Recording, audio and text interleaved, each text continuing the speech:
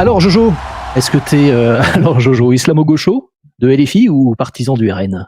Les Français veulent savoir, Jordanix. Alors, j'en sais rien, c'est quoi cette question chargée là? Dans tous les cas, je me mets une balle dans le pied. Hein. Ah bah, fais attention à la fausse dichotomie. Hein. Il y a toujours une troisième solution. Ouais. Non, si on te demandait de voter avec un couteau sous la gorge. Ah là. Cruel dilemme. Sous la gorge. Cruel dilemme, mais attends, rapidement. Vas-y. Concernant l'islam uniquement, RN. Ah non, Jo. Voilà. Ok. Et pour le reste. Ouais. Non, mais il y a trop. Non, mais pour le reste, non, j'ai des idées à gauche, mais pour l'islam uniquement, RN. Non, à gauche, au niveau de l'islam, ils sont trop. C'est ce qu'on appelle la dimitude, c'est-à-dire la soumission. S'il y a un musulman qui sort une dinguerie, que le mec c'est un islamiste, à gauche ils vont être là, ouais non mais attendez, laissez-les tranquilles. Mais il va mourir, il a sorti une dinguerie. J'ai été choqué, j'ai été très mal à l'aise avec le récent tweet de Medine sur Rachel Kahn. Est-ce que tu caricatures pas la gauche quand tu dis ça? Oui, peut-être. J'ai pas d'exemple précis, mais globalement, de mon point de vue, de ce que je vois sur les réseaux, à la télé, partout, c'est globalement c'est un peu comme ça. Tu vois. Ah, mais sur les réseaux à la télé, mais on parle de la gauche ou des gauchistes? La gauche Mélenchon, tu vois, voilà. Tu parles des gauchistes, tu parles pas de la gauche qui n'existe plus aujourd'hui, mais oui. cette gauche un peu entre deux, où il n'y a pas justement des partis pris trop forts. Mais d'ailleurs, ce qui me fait halluciner là de cette gauche là, cette nouvelle gauche, c'est que à la base, la gauche, elle critique les religions, quoi. Enfin, c'est tout à fait. Voilà. Ni peuple, ni Dieu ni maître. Mais et là, il n'y a plus personne. Alors, je peux t'expliquer pourquoi. C'est pas qu'il n'y a plus personne, c'est que je peux t'expliquer pourquoi. Je vais vous poser une question avant. C'est quoi l'islamo-gauchisme? Ouais, j'en sais rien. J'utilise jamais ce terme, moi. L'islamo-gauchisme, c'est des gars qui sont qui veulent pas qu'on critique la religion parce que il y a certains musulmans qui seraient oppressés, tu vois. Et du coup, c'est une sorte de blasphème, tu vois. Et Quentin, t'en penses quoi? Un avis sur l'islamo-gauchisme? C'est toujours pareil. Moi, dans mon référentiel, je suis persuadé que c'est une minorité de gens d'extrême gauche qui vont défendre corps et âme si je prends l'expérience juste personnelle de ma vie, enfin la plupart des musulmans que j'ai rencontrés, on peut discuter avec eux de la religion, tu vois, et remettre en question et se poser des questions, et ils sont très cool. Ouais. Donc pour ça que puis j'ai jamais personne qui m'a dit quoi, tu as osé critiquer la religion. Enfin, j'ai jamais eu ce cliché là dans la vie. C'est peut-être que dans mon cercle perso, j'ai des amis perso, j'ai beaucoup de gens de la communauté LGBTQ+, j'ai jamais personne qui m'a incendié parce que j'ai mégenré ou parce que on m'a juste dit bah non, moi c'est il au lieu de elle, et voilà. Point, c'est fini. Et ça mais pour moi c'est vraiment l'islamo-gauchisme, c'est typiquement quelque chose qui est un pouillème de la gauche qui défend corps et âme une religion pour protéger les gens de cette religion-là, alors qu'ils peuvent se défendre tout seuls, ils sont grands, enfin. Ouais, c'est les infantiliser en plus de faire ça. C'est clair. Et vous pensez qu'il y a vraiment, ça existe vraiment l'islamo-gauchiste, il y a vraiment de vrais gauchistes qui défendent l'islam corps et âme? En tout cas, moi sur Twitter, j'en vois passer. Mais Twitter. Non mais voilà, oui, ok, Twitter, ok, d'accord. Oui, ce que tu es en train de dire, c'est qu'il y a des humains qui existent. Est-ce qu'ils représentent un courant qui pourrait carrément avoir un nom sur un parti entier? Personnellement, ça me semble surdimensionné. Non, oui, clairement. C'est un peu comme les woke, quoi. Enfin, Et justement, voilà. Est-ce que le wokisme et l'islamo-gauchisme, ce sont pas justement des mots qui ont été repris, mis sur la scène publique par la droite et surtout l'extrême droite, pour justement décrédibiliser la gauche? Ouais, je sais pas, je me suis jamais posé la question.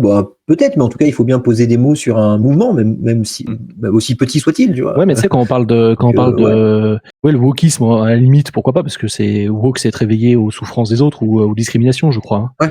Mais islamo-gauchisme, c'est un antonyme en fait, comme tu l'as dit, parce que la gauche, elle s'est créée en contradiction avec la religion, parce que les pro-religieux en général, c'est plutôt les gens de droite, et les gauchistes, les gens de gauche n'ont pas à être pro-religion. Donc pourquoi on parle d'islamo-gauchisme? Pourquoi aujourd'hui ce sont plus les gens de gauche qui sont pro à défendre les musulmans en France, par exemple? Bah, je sais pas, mais en tout cas, c'est pareil, c'est un mouvement qui existe. C'est des partis à gauche. Enfin, c'est des gens qui ont une proximité avec les milieux musulmans. Ouais, tout à fait. Oui. Et normalement, si t'es de gauche, t'as pas à avoir de proximité avec les milieux musulmans, ni avec les milieux cathos, ni avec les milieux. Et tu vois pas une raison à ça, Jo? Pourquoi la gauche est plus proche des milieux musulmans que d'autres partis? Bah, non. Aucune. Dis-moi si t'as la Quentin. réponse. Ok. Là, je fais le prof. Alors Monsieur moi, Jordanix. attention, là je fais. Ouais, moi c'est warning en énorme parce que je n'ai pas la connaissance nécessaire pour, mais au feeling, je dirais que les populations les gens de gauche en général ont plutôt tendance à défendre les personnes qui ont des plus bas revenus, et de par le fait que je pense qu'une grande partie des musulmans sont issus de populations immigrées, donc par définition sont plus pauvres puisqu'elles n'ont pas le bagage, héritage de tous les locaux depuis des centaines d'années. Donc forcément, il y a un delta entre les gens qui sont immigrés et les gens qui sont là depuis toujours en termes d'argent. Les richesses sont forcément pas les mêmes. Du coup, j'ai l'impression que défendre les personnes musulmanes est devenu un combat de gauche, car c'est aussi défendre des gens qui ont une plus grande précarité. Ouais, franchement, j'avais jamais vu ça comme ça, mais l'hypothèse est pas. C'est la seule et unique raison en fait. C'est pas pour défendre l'islam. En aucun moment la gauche veut défendre l'islam plus qu'elle veut défendre la chrétienté ou la juiverie. Je sais comment on dit la juiverie. Comment on dit la religion juive. Attention, tu vas prendre un ban 15 jours. J'ai plus le mot. Aidez-moi.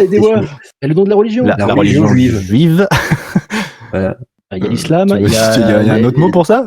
Il y a la chrétienté, et il y a la religion juive. Ouais, bon, on va dire, mais non, mais il y a un autre mot, il y a un vrai mot. Enfin bref, on s'en fout. Désolé pour les juifs qui m'écoutent. Voilà, c'est pour ça, tout simplement. Je pense que le point est important. Donc c'est pour ça qu'il faut déconstruire le terme islamo-gauchiste. Parce que ça veut dire que ça sous-entend que la gauche soutient les musulmans. Mais non, elle soutient les populations pauvres.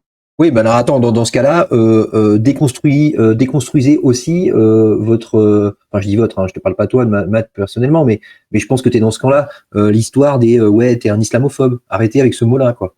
Parce mais sauf que l'islamophobie, c'est pas la haine des musulmans, c'est juste la critique de l'islam, c'est tout. Voilà. Alors pour toi, oui, l'islamophobie. Ouais. Toi, t'es pas un raciste. Enfin, tu me diras si je dis des bêtises. Mais non, en plus, raciste et islamophobe, c'est pas pareil. Oui, voilà. Non, mais je veux dire, il y a ce mot-là, islamophobie, qui est jeté à toutes les sauces. Et ça, c'est pas une chimère, c'est partout à gauche. Islamophobe, c'est de l'islamophobie. Mais non, il y a plein de choses qui ne sont pas, qui sont de l'islamophobie, mais dans le sens critique de la religion, pas dans le sens haine des personnes qui croient à cette religion. Et vraiment, il y a cet amalgame, moi ça me saoule cette histoire d'islamophobie. À chaque fois que tu fais une critique de la religion, t'es islamophobe. Bah ouais, si t'entends par là que j'ai peur de l'islam, bah ouais, pourquoi pas, ouais. Et alors, voilà, moi ça m'énerve c'est une vraiment il y a deux mots, il y a un mot et en fait ça signifie plusieurs choses en même temps. Du coup, ça énerve tout le monde et personne s'y retrouve. Oui, en tant que critique de la religion, oui, ceux de gauche devraient pas attaquer les autres en tant qu'islamophobe. Ouais, c'est pas. Tu marques un point, je pense. Alors, non mais oh. Mais surtout que, moi, j'ai jamais vraiment compris cet amalgame-là. Ou alors, c'est peut-être ma mécompréhension de la religion. Vu que l'islam ne peut pas être critiqué, si tu le critiques, tu es islamophobe. C'est ça En gros, c'est ça. Et du coup, c'est bizarre. Enfin, j'ai toujours trouvé ça un peu étonnant. Mais ça, c'est dans les religions en général. C'est-à-dire que si tu peux pas critiquer la religion, je vois pas en quoi ça montre une quelconque phobie de critiquer. C'est juste, je critique. Je sais pas, je peux critiquer pour comment l'araignée fait des toiles d'araignée. C'est pas pour autant que j'ai peur des araignées. Ouais, en plus, il y a ça, quoi. Enfin, c'est vraiment, c'est un mot fourre-tout, qui veut plus rien dire et t'as la gauche qui l'utilise constamment, quoi. Mais est-ce que dans ta carrière de critique sur cette religion, est-ce que t'as pas rencontré, j'espère que t'en as rencontré quand même, des gens qui justement sont là pour réfléchir et se dire, ah bah tiens, ce que t'as dit c'est intéressant, mais moi j'ai vu ça, et qui sont pas dans le truc de direct t'attaquer en te disant, islamophobe, blablabla. Oui, ouais, il y a des chaînes YouTube plus ou moins grosses qui m'ont déjà répondu. Mais voilà, ils me répondent avec un petit peu de sel, tu vois. Mais bon, ça c'est YouTube. Bon, ça c'est YouTube. Ouais, voilà, pour moi, il faut différencier le YouTube de ce que tu vas discuter en off après. Voilà. Mais bon, globalement, c'est toujours les mêmes réponses. Voilà, je vais donner un exemple. sourate 34 verset 4 de mémoire. Là, ce verset-là, il dit en gros que tu as le droit de frapper ta femme. Je source l'information avec plusieurs sources différentes et effectivement, ces musulmans me répondent oui, mais non, mais en fait, frapper, c'est écrit frapper, mais ça veut pas dire frapper. Enfin, je veux dire, même quand on me traite pas d'islamophobe, leurs réponses, elles sont complètement à la ramasse, quoi. Enfin, il vient te dire que, en fait, c'est écrit frapper, ok, mais en fait, c'est les traducteurs qui se trompent. Et quand tu regardes les traductions en anglais, c'est écrit beat them. Donc, ça veut dire que les traducteurs anglais se trompent aussi. C'est un complot mondial, le truc. Frapper, ça veut pas dire frapper, et les traducteurs du monde entier se trompent. Mais je suis désolé, Rachid du 93 qui a la bonne traduction. Mais c'est intéressant parce que moi j'ai pas mal bouquiné, mais pas forcément l'islam, mais plutôt les autres religions. Mais pour le coup, ça c'est un symptôme qu'on retrouve dans toutes les analyses de tous les écrits bibliques en général. Ah oui, sûrement. Oui, mais alors attends, on retrouve la. Ah, vas-y. Ouais, 2 secondes. Pour la Bible, j'ai pas creusé plus que ça, mais j'ai l'impression que eux, ils ont eu quand même l'intelligence de se dire, oula, attendez, la morale a changé. On a un Ancien Testament, voici le Nouveau. En fait, l'Ancien Testament, ça compte plus trop. C'est bon, dans l'Ancien Testament, il y avait écrit des dingueries. On en a un nouveau. Celui-là, il est plus soft, il est mieux. Voilà, tout va bien. Toi, ils ont l'intelligence de changer. Après, pas les Juifs, effectivement. Les Juifs, ça reste l'Ancien Testament. Les cathos, ça reste encore un peu vieillot. Ils n'ont pas eu l'update. Les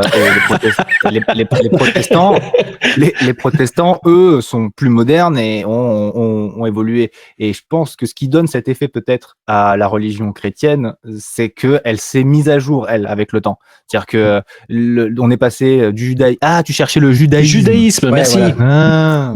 Mais tu vois, rien que le mot, enfin bref, mais de passer du judaïsme au catholicisme et du coup par rapport à Saint Pierre, Jésus qui lui dit je bâtirai sur toi mon église, donc là ça on est en 20 après Jésus-Christ quoi. Et après en 1700 de mémoire le protestantisme, mais du coup c'est une religion qui a évolué, du coup il y a peut-être moins cet effet archaïque et du coup où les mots ont le poids, mais pour le coup même dans la religion chrétienne, les écrits saints, la parole, les mots sont ultra important.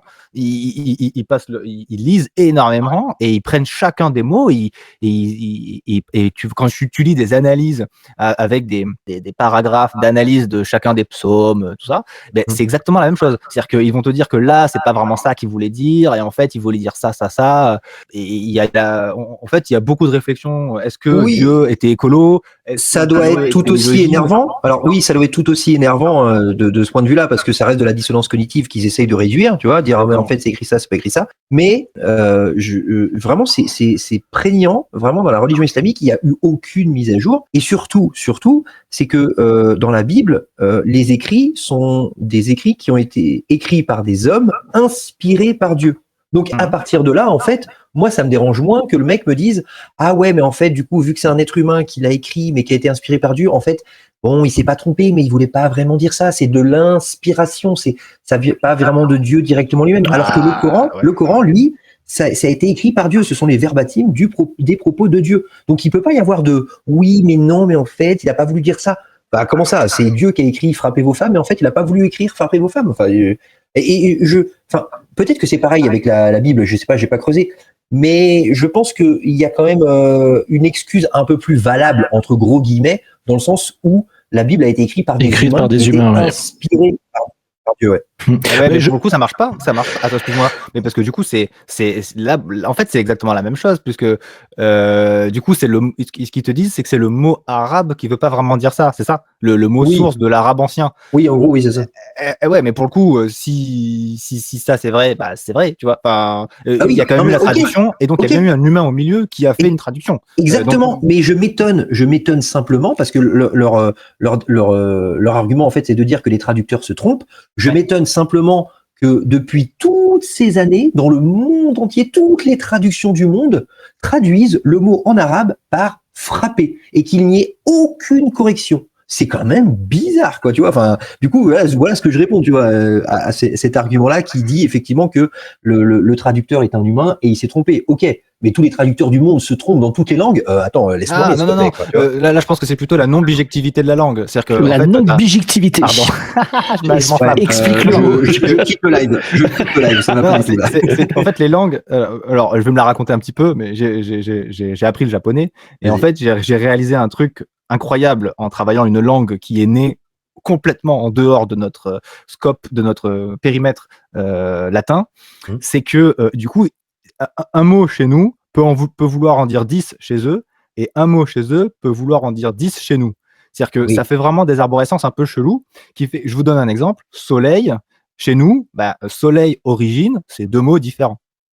Jour, c'est 3 mots différents. Eux, ils ont un seul mot pour soleil, jour et origine. Donc, je serais curieux de savoir. Alors attends, parce que je vais être d'accord avec toi, Jo, à la fin. Mais moi, je serais curieux de savoir, est-ce que le mot arabe, à la base, voulait vraiment potentiellement dire autre chose. En revanche, et c'est là où je suis complètement d'accord avec toi, c'est au-delà du fait que tous les traducteurs se trompent. Pourquoi pas? Admettons que tous les traducteurs se trompent parce qu'ils se basent tous sur la même source. Mais c'est en charge, c'est la responsabilité quand même de tous les musulmans dirigeants, on va dire, de dire non mais attendez, il y a quand même écrit battre sa femme c'est cool, va peut-être falloir qu'on bosse là-dessus parce que c'est pas ça en vrai. En vrai c'est mal de faire ça. Mais c'est pour ça que c'est le bordel en islam, c'est parce qu'il n'y a pas de clergé, il n'y a pas d'autorité. Bon, en tout cas, Jo, c'est tout à ton honneur d'analyser comme ça le Coran. Après, bon, je te l'ai déjà reproché, mais après tu fais ce que tu veux. Hein, c'est juste le reproche que je te fais, mais c'est pas une critique directe. Enfin, c'est pas pour t'agacer. C'est vrai que ça vaudrait le coup de faire le même travail sur les 2 autres religions monothéistes, quoi. Pour être. Ouais, mais mon gars, ça prend tellement, tellement de temps. Aucun humain normalement constitué a une vie assez longue pour étudier les 3 religions. Tu vois, ça n'existe pas. Disons que dans l'idéal, ça serait bien, quoi. Et autre question, donc on a le droit, moi je pense que c'est tout à fait légitime de critiquer une religion ou une autre, hein, quelle qu'elle soit, mais le fait de critiquer une religion d'une minorité en France qui est toujours stigmatisée, et en plus quand on sait qu'il y a beaucoup de gens, énormément de gens qui créent leur personnalité autour d'une religion, il faut tu vois, ils peuvent pas se détacher facilement de leur religion, quoi. Est-ce que c'est pas justement super agressif pour eux de venir critiquer leur religion, même si c'est légitime? Ah peut-être, mais en tout cas, moi je le fais pas dans la rue, je le fais sur ma chaîne. Enfin, le mec qui se sent pas, il clique pas sur ma vidéo, tu vois. Après, terminé. Enfin, je veux dire, ça reste une croyance et une croyance n'est pas une personne. Et le croyant a son identité et un croyant ne s'arrête pas à. Enfin, l'identité du croyant, c'est pas sa religion, tu vois. Après, si lui il confond sa religion et son identité, moi j'y peux rien. C'est pas mon problème. Et surtout, voilà, je le fais sur YouTube. Les gens ils cliquent, c'est volontaire s'ils veulent voir ma vidéo. Donc voilà, tant que je le fais pas dans la rue à la vue de tous, tout va bien. Ouais, je sais pas si j'ai répondu à ta question. Oui, non, mais ça se tient, ouais. Ça se tient. Mais bon, on peut accepter le fait que ça soit agressif pour quelqu'un qui se sent. C'est agressif. Enfin non, vraiment là au niveau de l'agressivité, je vois pas vraiment. C'est sur ma chaîne. Il faut que tu y ailles dessus. J'ai pas fini ma phrase. C'est légitime de se sentir agressé quand on critique ta religion si t'as construit ta personnalité dessus, quoi. C'est ce que je veux dire. Mais là, moi, je suis d'accord avec vous, c'est que la personne n'a pas de raison d'aller voir ce contenu-là. Enfin, en fait, à mon avis, c'est le 2e niveau qui devrait être embêtant. C'est la personne qui a vu la vidéo de Jo, qui, du coup, en parle avec quelqu'un de musulman, et c'est là où la personne se fait agresser, se sent agressée. Oui. Mais la personne qui, enfin, je sais pas, mais non, mais je parle pas des vidéos de Jo en particulier, je parle en général. Ou en général, enfin, la critique de la religion. Si tu vas te confronter, et moi, je conseille à tout le monde d'aller se confronter à du contenu qui est en désaccord avec ce qu'il pense, parce que je pense que c'est ultra important d'arrêter de regarder que des trucs qui vont dans notre sens. C'est un peu le problème. Moi, c'est un peu la maladie que j'ai avec mon contenu, c'est que je sens qu'il y a quand même une majorité des gens qui sont déjà d'accord avec moi. Et je fais mais mon contenu sert à rien du coup. Si c'est pour que vous veniez pour être d'accord avec moi, bon carrément. Barrez-vous. Barrez-vous.